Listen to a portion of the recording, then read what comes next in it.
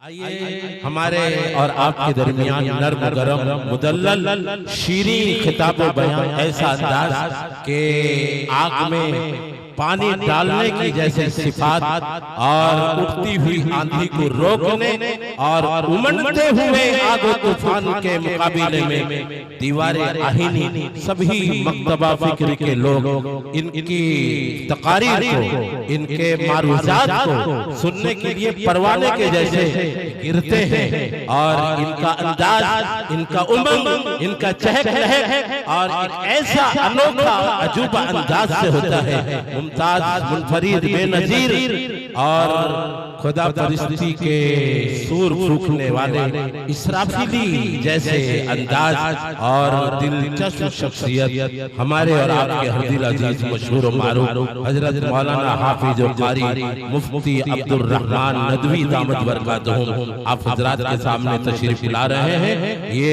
मर्द मुजाहिद अल्लाह का सिपाही ये सबके सामने रखता है अल्लाह की बड़ाई बेनजीर खिताब करने वाली जात आप हजरात के सामने है।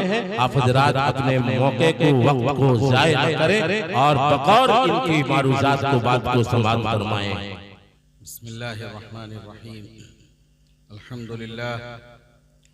अल्हम्दुलिल्लाह नहमदुहु व नस्तईनुहु व नस्तगफिरुहु व नु'मिनु बिही व नतवक्कलु अलैहि व नऊज़ु बिल्लाहि मिन शुरूरि अनफुसिना व मिन सय्यिआति अअमालिना मन यहदिहिल्लाहु फला मुदिल्ल लहु व मन युद्लिलहु फला हादिय लहु व नशहदु अन ला इलाहा इल्लल्लाहु वहदहु ला शरीक लहु व नशहदु अन्न सय्यिदना व शफीअना व सनदना व हबीबना व मौलाना मुहम्मदन अब्दुहु व रसूलुहु अरसलहु अल्लाहु तबारक व तआला बिल हक़्क़ि बशीरन व नज़ीरा वदाइयन इलल्लाहि बिइज़्निही व सिराजम मुनीरा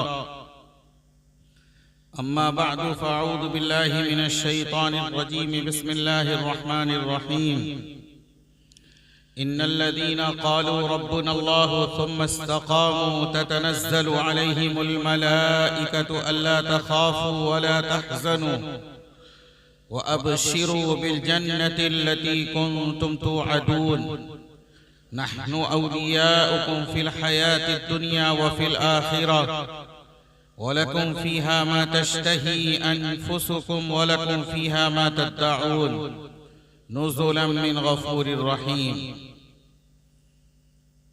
सदक़ल्लाहुल अज़ीम व क़ाल नबी सल्लल्लाहु अलैहि व आलिहि व सल्लम क़ुल आमन्तु बिल्लाह सुम्मा इस्तक़ीम औ कमा क़ाल अलैहि सलातु वस्सलाम। इंतहाई काबिल कदर उलमाए किराम, बुजुर्गान मोहतरम, मेरे दीनी और ईमानी इस्लामी भाइयों और बहनों और अजीज बच्चों और बच्चियों, इंतहाई खुशी का मौका है कि अल्लाह ताला ने आपके इस छोटे से गांव में उलमाए किराम को आने की तौफीक अता फरमाई। अल्लाह ताला उलमा की आमद को आपके लिए, पूरी उम्मत मुस्लिमा के लिए खैर का, बरकत का, रहमत का, सलामती का, अमन व अमान का जरिया बनाए। अल्लाह के नबी जनाब मोहम्मद रसूलुल्लाह सल्लल्लाहु अलैहि वसल्लम का इरशाद आली है, जब अल्लाह किसी बंदे से प्यार करता है, मोहब्बत करता है, तो अल्लाह उस बंदे को नेक काम करने की तौफीक अता फरमाता है। काबिल मुबारकबाद हैं इस जलसे को कायम करने वाले उलमाए किराम, हुफ़ाज़ इज़ाम, नौजवानान इस्लाम, बुजुर्गान इज़ाम और हमारी इज़्ज़त माँ माएँ और बहनें कि एक महफिल कायम की गई है, एक मजलिस सजाई गई है, उलमाए किराम को बुलाया गया है, लेकिन जिस मकसद के लिए आपने बुलाया है वो मकसद पेश नज़र रहना चाहिए। हमारा आना और आपका मिलजुल कर बैठना ये मकसद से खाली ना हो और ये जलसा एक रिवायती जलसा बनकर ना रह जाए, बल्कि आप हमारे लिए ये दुआ करें कि अल्लाह ताला हमारे दिल पर और हमारी ज़ुबान पर ऐसी बातें जारी फरमाएं जो आपके लिए और आपके इलाके के लिए और हम सब के लिए मुफीद और बेहतर हो, और आने वाले उलमाए किराम भी वो बातें आपके सामने रखें कि जिन बातों को सुनकर हम अपने मुस्तकबिल का सही फैसला कर सकें। मेरे बुजुर्गों, इस वक्त जिस दौर से उम्मत मुस्लिमा गुजर रही है वो एक आजमाइशी दौर है। अल्लाह तबारक व तआला ने जब से इस दुनिया को कायम फरमाया है और जब से अल्लाह तबारक व तआला ने इस दुनिया में इंसानों को आबाद किया है, और जब से अल्लाह तबारक व तआला ने इस दुनिया के अंदर अहले हक को जन्म दिया है, तो अल्लाह का ये इंतजाम है कि अल्लाह ने हक के साथ बातिल को भी जन्म दिया। हक और बातिल की ये कशमकश और हक और बातिल का ये पाया जाना, या दूसरे अल्फाज में आप ये कह लीजिए कि सच और झूठ का पाया जाना हर दौर में रहा है, अब भी रहेगा, और आने वाले दौर में भी हक और बातिल की कशमकश जारी रहेगी। लेकिन अल्लाह तबारक व तआला ने इंसानों की रहनुमाई और उनकी रहबरी और उनकी गाइडेंस के लिए जिन लोगों को इस दुनिया के अंदर भेजा है उन्हें नबी और रसूल और हादी कहते हैं। कुरान करीम ने उन्हें नबी के लफ्ज़ से भी याद किया है, कुरान करीम ने उनमें से कुछ को रसूल कहा है, और कुरान करीम ने यह भी कहा है कि हर कौम और हर नेशन के लिए हमने एक गाइड और एक रहबर भेजा है। दुनिया में कोई दौर, कोई जमाना, कोई इलाका ऐसा नहीं रहा जिसमें अल्लाह तबारक व तआला ने इंसानों की रहनुमाई और रहबरी और उन्हें सीधा रास्ता बताने के लिए कोई रहबर और कोई गाइड और कोई रहनुमा ना भेजा हो, ऐसा नहीं। यह सिलसिला हजारों साल से जारी था। फिर अल्लाह तबारक व तआला ने यह फैसला फरमाया, आखिरी पैगंबर जनाब मोहम्मद रसूलुल्लाह सल्लल्लाहु अलैहि वसल्लम को सय्यदुल अव्वलीन वल आखिरीन बनाकर और खातिमुन नबीयीन बनाकर इस दुनिया के अंदर मबऊस फरमाया, जो इस बात की तरफ इशारा था कि जो दीन आपके हिस्से में आ रहा है वो दीन कामिल दीन है, कंप्लीट दीन है, मुकम्मल दीन है, और जो नबी आपके पास आए हैं वो किसी इलाके के और किसी खास मुल्क के और खास बिरादरी के नबी नहीं है, बल्कि वो एक आलमी और बैनुल अक़वामी नबी हैं। और नबियों की मुद्दत उनकी वफात के बाद ख़त्म हो जाती है, उनकी नबूवत टूट जाती है, ख़त्म हो जाती है। लेकिन इस नबी के वफात के बाद इसी नबी की नबूवत क़यामत तक जारी और सारी रहेगी। जब नबूवत के सिलसिले को अल्लाह तबारक व तआला ने बंद फरमा दिया तो इशारा इस बात की तरफ है कि अब आसमानी किताब यानी डिवाइन स्क्रिप्चर्स भी अब अल्लाह की तरफ से और उतारी नहीं जाएंगी, क्योंकि किताबें नबियों पर उतारी जाती हैं, रसूलों पर उतारी जाती हैं। जब नबूवत और रिसालत के सिलसिले को अल्लाह ताला ने आखिरी पैगंबर जनाब मोहम्मद रसूलुल्लाह सल्लल्लाहु अलैहि वसल्लम पर ख़त्म फरमा दिया और कुरान ने आपको खातमुन नबिय्यीन के लक़ब से सरफराज फरमाया, और हदीस पाक में हुजूर अलैहिस्सलातु वस्सलाम ने यह फरमाया कि खुतिमा बिन नबिय्यून कि नबूवत का सिलसिला मुझ पर आकर ख़त्म हो चुका है। आने वाले मुसलमानों को यह बता दिया गया जो दीन तुम्हें दिया जा रहा है वो दीन कामिल दीन है, वो दीन कंप्लीट दीन है। यही दीन क़यामत तक जारी रहेगा जो दीन मोहम्मद रसूलुल्लाह सल्लल्लाहु अलैहि वसल्लम इस दुनिया में लेकर तशरीफ लाए। मैं बहुत सादा लफ्जों में कुछ बातें आपके सामने रखूंगा, आप गौर से सुने और मेरी तकरीर भी बहुत जल्द खत्म होने वाली है। सबसे पहली बात यह है कि हमें अपने कलमे को समझने की जरूरत है। सिर्फ कलमे का याद हो जाना, कलमे के पढ़ने से कोई मुसलमान नहीं होता। आज हजारों नहीं लाखों गैर मुस्लिम को कलमा याद है। कलमे का मकसद क्या है, कलमे का मतलब क्या है, कलमे की से मुराद क्या है, कलमे का तकाजा क्या है, ये कलमा हमसे चाहता क्या है। कलमे के दो पार्ट्स हैं। ये पार्ट्स है ला इलाहा इल्लल्लाह और दूसरा पार्ट्स है मुहम्मदुर रसूलुल्लाह। ला इलाहा इल्लल्लाह का मतलब यह है कि अल्लाह के सिवा कोई इबादत के लायक नहीं। इस पहलू को उम्मत का एक बड़ा तबका समझने लगा है। ध्यान से सुनना, इस पहलू को उम्मत का एक बड़ा तबका समझने लगा है कि हाँ, हम ये समझते हैं कि इबादत सिर्फ अल्लाह का हक है, किसी और का हक नहीं। हम ये पेशानी अल्लाह के अलावा किसी और के सामने नहीं झुका सकते। सिर्फ इतना नहीं है, अल्लाह की इबादत, अल्लाह के सिवा किसी की इबादत जायज नहीं। ऐसे ही अल्लाह के अलावा किसी और को ताकतवर समझना, अल्लाह के अलावा किसी और को कुव्वत वाला समझना, अल्लाह के अलावा किसी और को ये समझना कि दुनिया के नक्शे को वो बदल देगा, पावर उसको हासिल है, ये भी मना। अगर कोई ये समझता है कि अल्लाह की ताकत से बड़ी किसी और की ताकत है, अगर कोई ये समझता है दुनिया में अल्लाह से बड़ी कोई और भी ताकत है, तो फिर उसका मुसलमान होना मसला बन जाएगा। जैसे अल्लाह सबसे बड़े हैं और अल्लाह मालिक है और अल्लाह मौत और हयात उनके कब्जे में है, कायनात का जर्रा जर्रा उनके कब्जे में है। और ये बात भी ज़हन और दिमाग में रहनी चाहिए कि सबसे बड़ी ताकत अल्लाह की ताकत। एक सेकंड के लिए भी, बल्कि एक लम्हे के लिए भी कि दुश्मन के नरगे में हम चारों तरफ से लोग हमें घेर लें और पूरी ताकत का मुजाहिरा करें, जैसा कि आज देखने को मिल रहा है आलम इस्लाम और पूरी दुनिया के अंदर मुसलमान घिरे हुए हैं। कुछ मुसलमान ईमान की कमजोरी की वजह से, यकीन के बिगाड़ की वजह से आज हम ये समझने लगे हैं कि अल्लाह मियां से बड़ी किसी और की ताकत, ऐसा नहीं।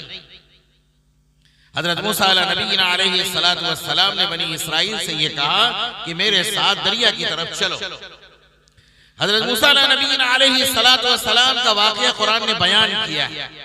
हजरत मूसा नबीना अलैहिस्सलातु वस्सलाम जब दरियाए नील के करीब पहुंच गए और उनके साथ वो मुसलमान हैं जो उन पर ईमान लाए हैं, पीछे फिरौन का लश्कर पीछा करते करते मुसलमान के करीब पहुंच जाता है। जब इस मंजर को उस वक्त के मुसलमानों ने देखा तो उन्होंने हजरत मूसा से ये कहा, ये मूसा, क्या मिस्र की जमीन पर मरने के लिए कोई जगह की कमी थी? तुमने ऐसी जगह हमें लाकर खड़ा किया है, आगे समंदर है, आगे दरिया है, अगर हम कदम डालते हैं तो डूब कर मरते हैं, अगर पीछे हटते हैं तो फिर उनकी तलवारें हमारी लाशों के ढेर न लगा दें। अल्लाह ताला का निजाम भी अजीब व गरीब, क्योंकि वो अल्लाह है। हजरत मूसा नबीना अलैहिस्सलातु वस्सलाम अल्लाह के बरगुज़ीदा पैगंबर हैं। उन्होंने क्या जवाब दिया? ये कुरान जो अल्लाह तबारक व तआला ने जनाब मुहम्मद रसूलुल्लाह सल्लल्लाहु अलैहि वसल्लम पर उतारा है, ये सिर्फ एक किताब नहीं है, ये अल्लाह का कलाम है। और ये अल्लाह का ऐसा कलाम है कि हर दौर के प्रॉब्लम का सल्यूशन इस कुरान में अल्लाह ने रखा है। ये कुरान किताबे हिदायत है, ये कुरान किताबे हयात है, ये कुरान हर मुश्किल की दवा है, ये कुरान हर परेशानी का इलाज है। हजरत मूसा नबीना अलैहिस्सलातु वस्सलाम ने बनी इसराइल से कहा, उस वक्त के मुसलमानों से ये कहा कि इन्ना माई रब्बी सयहदीन, इन्ना माई रब्बी सयहदीन। ऐ मुसलमानों, ऐ बनी इसराइलियों, तुम घबराओ मत, मेरा अल्लाह मेरे साथ है, बेशक मेरे साथ मेरा परवरदिगार है, अनकरीब वो कोई रास्ता बना देगा। पीछे लश्कर, सामने दरिया, जाहिरी निगाह ये देखती है कि आगे बढ़ेंगे तो डूब कर मरेंगे, पीछे हटेंगे तो कत्ल कर दिए जाएंगे, सारे रास्ते बंद हो चुके हैं। लेकिन रास्ता बनाने वाला अल्लाह है, रास्ता बनाने वाला अल्लाह है। अगर इस वक्त का बातिल अहले हक को किसी अंदाज से और किसी तरफ से अगर घेर रहा है तो हमारे ज़मान की सदा भी यही होनी चाहिए कि इन्ना माइया रब्बी सयहदीन, कि मेरा रब मेरे साथ है, वो जरूर कोई रास्ता निकाल देगा। फिर क्या हुआ? हजरत मूसा नबीना अलैहिस्सलातु वस्सलाम को इशारा हुआ, आपके हाथ में जो लाठी है, आसा है, आप उसे दरिया में मार दें। हजरत मूसा ने जैसे ही लाठी को दरिया में मारा तो फिर 12 रास्ते बन गए, नेशनल हाईवे बन गया।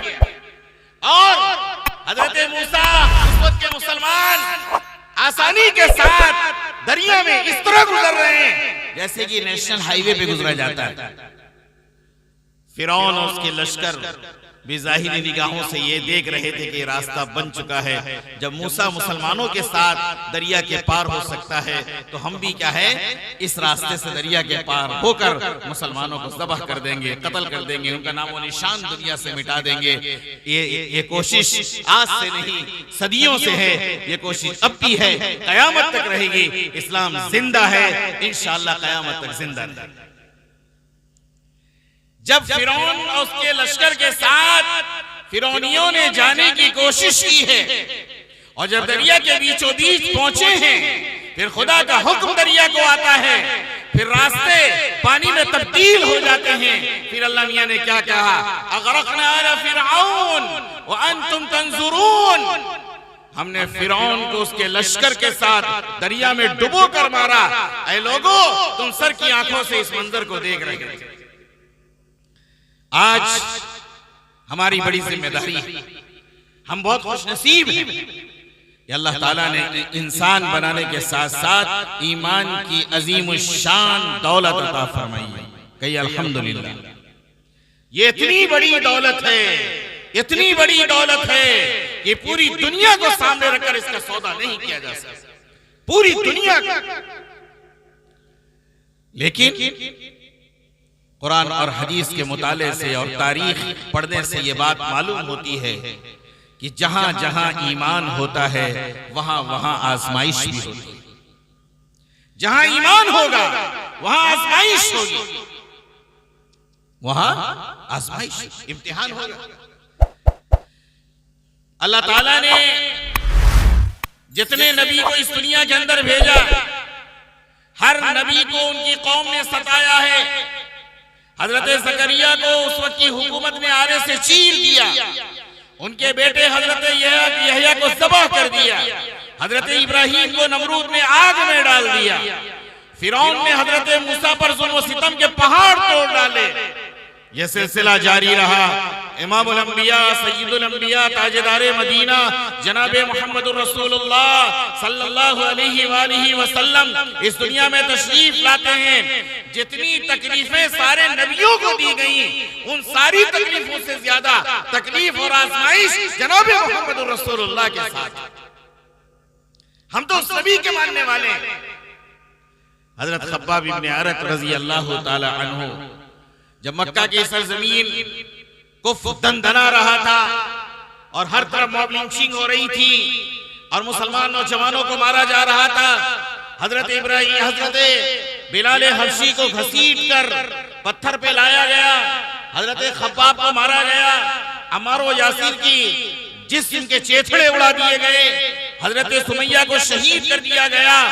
जब ये पोजीशन और ये हालात हजरत खब्बाब ने हुजूर अलैहिस्सलातु वस्सलाम से बयान फरमाया और ये कहा, अल्लाह के नबी, हम मुसलमानों के साथ ये हालात हैं, तो अल्लाह के नबी ने फरमाया, ऐ खब्बाब, पिछले लोगों के साथ भी ऐसा जुल्म हुआ है, लोगों ने उन्हें आरे से चीर डाला है और उनके जिस्म की बोटियों को लोहे के कंघी से उधेड़ दिया गया है, उनके साथ बड़े बड़े जुल्म हुए हैं। तुम यह क्या, जिब्रील कुरान लेकर आते हैं, तसल्ली दी जाती है सहाबा को, अम हसिबतुम अन तदखुलुल जन्नह वलम्मा यातिकुम मसलुल लदीना खलौ मिन क़ब्लिकुम मस्सतहुमुल बअसा वद्दर्रा वज़ुलज़िलू हत्ता यक़ूलर रसूल वल्लज़ीना आमनू मअहु मता नस्रुल्लाह अला इन्ना नस्रल्लाहि क़रीब। कि तुम्हारा क्या ख्याल है, क्या तुम अल्लाह की जन्नत में ऐसे ही एंट्री कर जाओगे, अल्लाह की जन्नत में ऐसे ही चले जाओगे, जबकि तुम्हारे साथ वो हालात नहीं आए जो हालात पिछले लोगों के साथ आए। उनके ऊपर भी जुल्म के पहाड़ तोड़ दिए गए, तशद्दुद किया गया, जुल्म और अनारकी का ये आलम था कि उनका जीना हराम कर दिया गया, और तंगी, आजमाइश, मुसीबत, तकलीफ, परेशानी का उन्हें सामना करना पड़ा। और हालात ऐसे आए कि वक्त का रसूल और उस वक्त के मुसलमान चीख उठे, अल्लाह से कहा मता नसरुल्लाह, मता नसरुल्लाह, अल्लाह की मदद कब आएगी। अल्लाह की तरफ से आवाज आती है, अला इन्ना नसरुल्लाहि करीब, सुनो अल्लाह की मदद बहुत करीब। जब दिया, ध्यान से सुनिए, जब मोमबत्ती, दिया, शमा जब उसके बुझने का वक्त आता है तो तेज जलती है। उसके बुझने का जब वक्त आता है तो अभी आप दुनिया के अंदर जुल्म देख रहे हैं, तो इसका मतलब ये है, इशारा इस बात की तरफ है कि इंशाअल्लाह दुनिया का कुफ्र मिटेगा, दुनिया का शिर्क मिटेगा, दुनिया का जुल्म खत्म होगा, इंसाफ आएगा। लेकिन अब हमारी ये जिम्मेदारी ये है, जो ईमान हमें मिला है उस ईमान पर जमना है, उस ईमान पर अपनी औलाद को जमाना है, उस ईमान पर अपनी बेटी, बहन, बहू, बच्ची को जमाना है, ईमान को रुस्वा नहीं करना है, अपने घरों से धक्के नहीं देना है। अब हमारी जिम्मेदारी है, हम ये कहते हैं कि शरीयत पे लोग डाका डाल रहे हैं, शरीयत पे कोई डाका डाले, शरीयत पे कोई फर्क आने वाला नहीं है। जब हर मुसलमान ये तय कर ले कि शरीयत पर मुझे अमल करना है, शरीयत के प्रोटेक्टर हम हैं, शरीयत की हिफाजत करने वाले हम हैं। अगर हमारे घरों में पर्दे का एहतमाम होगा, अगर हमारे घरों में हलाल और हराम की तमीज होगी, अगर हमारे घरों में इंसाफ होगा, अगर हमारे बच्चे नेक होंगे, हमारी बच्चियां बापर्दा होंगी, हमारे घर की बहू और बेटियां नमाजी होंगी, हमारे नौजवान अगर दीनदार समझदार होंगे, कि दुनिया के जुल्म से हमें कोई फर्क पड़ने वाला नहीं। आज जो हालात है मेरे भाइयों, ये हालात अगर हम चाहते हैं बदल जाएं तो अपने आप को बदलना पड़ेगा, अपने आप को बदलना पड़ेगा, चेंज करना पड़ेगा। लेकिन नहीं तो अल्लाह की सुन्नत भी बड़ी अजीब और गरीब, अल्लाह का किसी से कोई रिश्ता नहीं। हजरत आदम जन्नत में होंगे, हजरत आदम का बेटा दोज़ख में होगा। हजरत नूह अला नबीना अलैहि सलातु वस्सलाम, जिन्होंने 950 साल दावत और तबलीग की मेहनत की है, हजरत नूह जन्नत में होंगे और हजरत नूह का बेटा दोज़ख में होगा। हजरत नूह वो नबी हैं कि जिन्होंने 950 साल दावत और तबलीग की मेहनत की है, वो जन्नत में होंगे। उनकी बात मानने की वजह से उनकी एक बीवी दोज़ख में होगी। हजरत लूत अलैहि सलातु वस्सलाम जन्नत में होंगे, उनकी बीवी दोज़ख में होगी। हजरत इब्राहीम, जिनको कुरान ने खलीलुल्लाह कहा है, इब्राहीम मेरा जिगरी दोस्त है, हजरत इब्राहीम जन्नत में होंगे और हजरत इब्राहीम के बाप दोज़ख में होंगे। ये सिलसिला ऐसे चलता रहेगा। जनाब मोहम्मद रसूलुल्लाह पर आइए, अल्लाह के नबी जो सय्यदुल अव्वलीन वल आखिरीन हैं, आप जन्नत में होंगे और आपके हकीकी चचा अबू लहब, अबू तालिब, ये सारे के सारे जहन्नम में होंगे।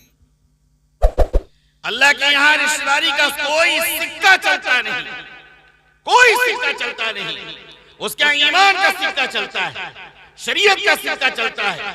जो जनाब मोहम्मद रसूलुल्लाह की सच्ची गुलामी करे, जो जनाब मोहम्मद रसूलुल्लाह के दीन को अपने अंदर उतार ले, अपने जिस्मों में उतार ले, अपने घरों में उतार ले, अपने कारोबार में उतार ले, अपनी तिजारत में उतार ले, अपने गाँव में उतार ले, अपने हर काम में उतार ले, उसका रिश्ता अल्लाह से।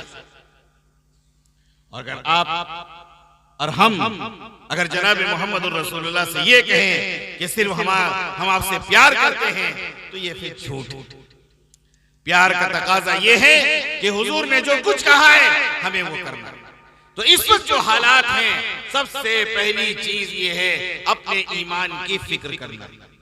और ईमान की फिक्र के लिए ईमान की मजलिस में बैठना, अपने उलमा से आपका ताल्लुक बहुत मजबूत होना चाहिए, बहुत मजबूत होना चाहिए। इस दुनिया के बातिल ने और इस दुनिया के दुश्मनों ने जहां मुसलमानों को मिटाने की बहुत सारी कोशिशें की हैं और प्रोटोकॉल तैयार किया है, उसमें से उनकी एक बड़ी कोशिश ये है कि इन अवाम का रिश्ता उलमा से काट दिया जाए, उन्हें बदनाम किया जाए, उनकी इज्जतों से खेला जाए, उलमा के कैरेक्टर पर उंगलियां उठाई जाएं ताकि अवाम बदसन हो जाए, दूर हो जाए। याद रखो, आज यही उलमा की जमात है। इसी हिंदुस्तान की सरजमीन के अंदर तुम देख लो कि इस मिल्लत पर जो भी हालात आते हैं और इस उम्मत मुस्लिमा पे और इस मुल्क पे जो हालात आते हैं, आपको कोई अलीगढ़ का पढ़ा हुआ लेकिन पढ़ा लिखा आगे बढ़ते हुए नहीं मिलेगा, जामिया मिल्लिया का पढ़ता हुआ आगे नहीं मिलेगा। अगर सर कटाने के लिए, आपको बचाने के लिए, सुप्रीम कोर्ट के दरवाजे को खटखटाने के लिए अगर कोई आगे बढ़ रहा है तो उलमा की जमात है। ये उलमा की जमात है जो आपके के दुख को, आपके दर्द को समझती है। आज अगर मैं ये कहूं कि आज अगर इतने हालात के बावजूद भी हमारे चेहरों में मुस्कुराहट है तो ये भी उलमा की कुर्बानी का नतीजा है। दुनिया माने ना माने, ये मानना पड़ेगा। आज जो हालात का नक्शा बनाया जा रहा है, यही उलमा है जो आपके हर दुख में, हर दर्द में, हर गमी में, हर खुशी में वो आपके साथ। इसलिए अपने ईमान की फिक्र करना, सिर्फ अपने ईमान की फिक्र नहीं, अपनी औलाद और अपनी नस्ल और अपने जनरेशन की ईमान की फिक्र करना है। वक्त नहीं है, मैं मुख्तसर कहता हूं, मा ताबुदून मिन बादी। कुरान ने कहा, एक नबी का वाकया बयान किया और ये कहा, जब नबी के मौत का आखिरी वक्त आता है तो सारे बच्चों को जमा कर कर ये कहते हैं, मुझे एक बात बताओ, मा ताबुदून मिन बादी, मेरे इस दुनिया से चले जाने के बाद तुम किसकी इबादत करोगे? किसकी इबादत करोगे? जगह, जमीन, जायदाद, रुपया, पैसा, ये किस्मत की चीज है। बाप रखे न रखे, खुदा इंतजाम करके रखा है। दुनिया में जो आया है, जिन्हें जिंदगी मिली है, कोई भूखा नहीं मरेगा। जिसे अल्लाह ने जिंदगी दी है, अल्लाह ने उसकी किस्मत के अंदर रोजी भी लिखी है। और मैं एक बात ये कहा करता हूं कि इंसान की पीछे जो चीज लगी हुई है उसकी मौत है। इंसान के पीछे जो चीज लगी हुई है वो उसकी मौत है। अगर मौत से भी पहले कोई चीज चलती है तो उसकी रोजी, वो उसकी रोजी। जब तक वो अपनी किस्मत का आखिरी लुकमा ना खा ले इस दुनिया का, उसे मौत नहीं आएगी।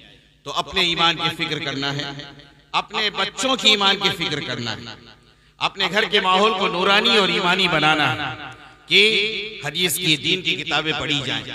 हमारे इस गांव का कोई बच्चा ऐसा ना रहे जो स्कूल ना जाए।